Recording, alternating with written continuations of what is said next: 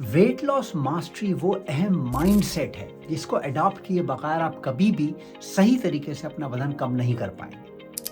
अगर बेइंतहा कोशिशों के बावजूद भी आपका वजन कम नहीं हो रहा या फिर वजन कम हो जाता है लेकिन आप दोबारा वेट गेन कर लेते हैं तो आपको अपना माइंडसेट चेंज करने की ज़रूरत है। आज के वीडियो में मैं आपको कुछ ऐसी अहम टिप्स बताऊंगा माइंडसेट के हवाले से जिसकी वजह से आप एक ड्यूरेबल, सस्टेनेबल और long lasting weight loss achieve कर पाएंगे। मेरे चैनल को लाइक और सब्सक्राइब कीजिए, इस वीडियो को अपनी फैमिली और फ्रेंड से शेयर कीजिए।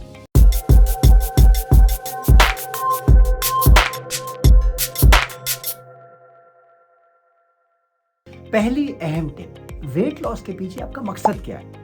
मैं बहुत स्मार्ट लगूं, लोगों के ऊपर मेरा बड़ा अच्छा इंप्रेशन पड़े, लोग मेरी बहुत तारीफ करेंगे, वाह वाह बहुत वजन कम हो गया, या मेरी शादी होने वाली है मैं चाहती हूँ कि शादी के ड्रेस में फिट हो जाऊं तो मैं अपना वजन कम कर लूँ, या मेरा बच्चा हुआ है तो मैं चाहती हूँ कि मेरा वजन वैसे ही हो जाए जो डिलीवरी से पहले था।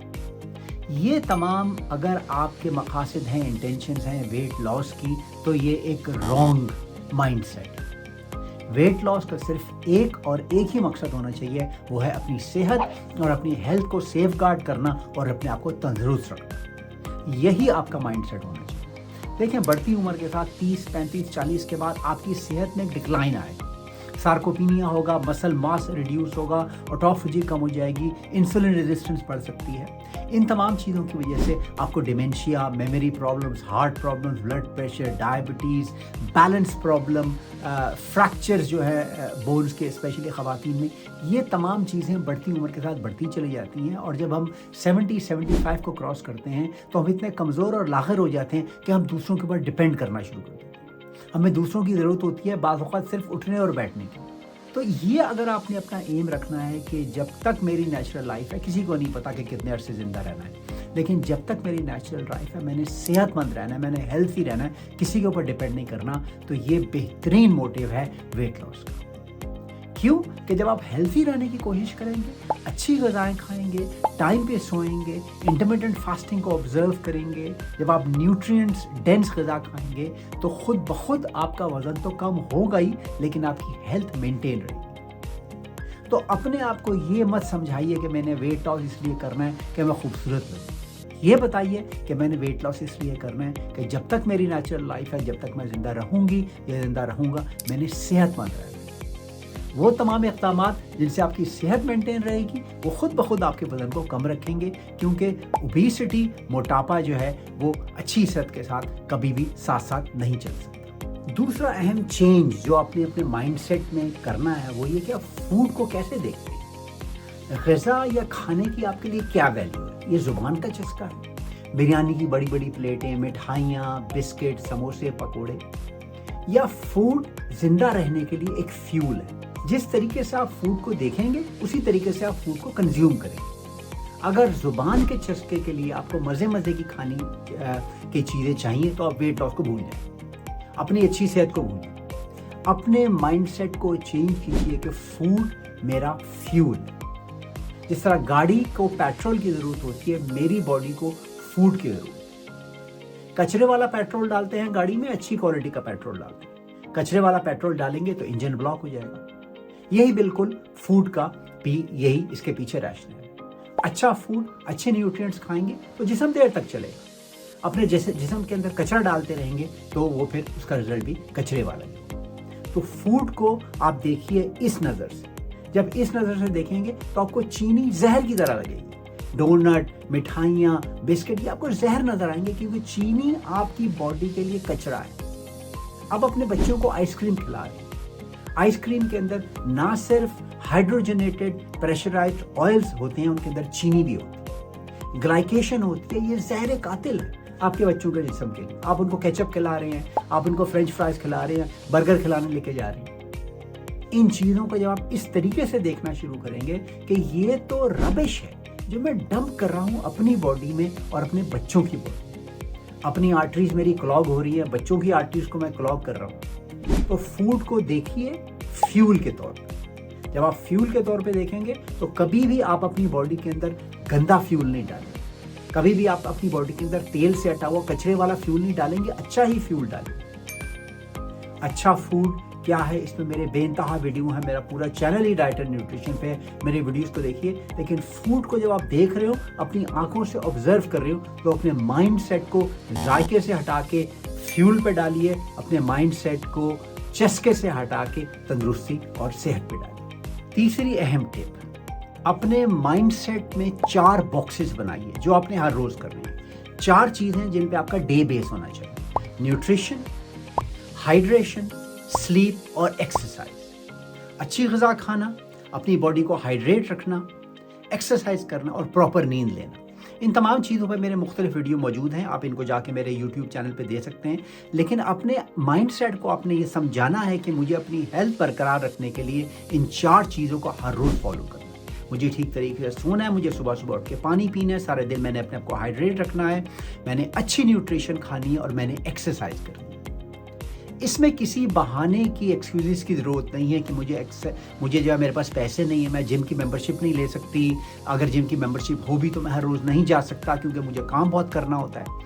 आप घर में भी बगैर किसी इक्विपमेंट के इतनी एक्सरसाइज, इतनी एफिशिएंसी से कर सकते हैं जितनी आप जिम में कर सकते हैं या कर सकती हैं। इस पर मेरे पूरे वीडियो मौजूद हैं। लेकिन याद रखिए, जब तक आप अपनी लाइफ को इन 4 बॉक्सेस पे नहीं गुजारेंगे, अपने आप के अंदर इन्वेस्ट नहीं करेंगे, आपकी सेहत अच्छी नहीं हो। हम अपनी फैमिली में इन्वेस्ट करते हैं, अपने बच्चों के पीछे भागते हैं, अपने पेरेंट्स, अपनी फैमिली के पीछे भागते हैं। हम अपने जॉब में इन्वेस्ट करते हैं, एग्ज़ाम पास करते हैं, नेटवर्किंग करते हैं, जॉब पे इतना टाइम स्पेंड करते हैं, लेकिन अपने अंदर इन्वेस्ट नहीं करते। जब तक आप अपनी हेल्थ में इन्वेस्ट नहीं करेंगे, ये तमाम चीज़ें बेमानी हैं। अगर आपको बीमारियां लग जाएंगी, आप अच्छा फील नहीं कर रहे होंगे। जब तक आपकी हेल्थ अच्छी नहीं है, you will never feel good. जब आप अपने अंदर अच्छा फील करेंगे तो आप दुनिया के किसी भी मसले से टैकल कर सकते हैं। तो अपने माइंड सेट को इन 4 चीज़ों पे चलाइए हर रोज, day in and day out.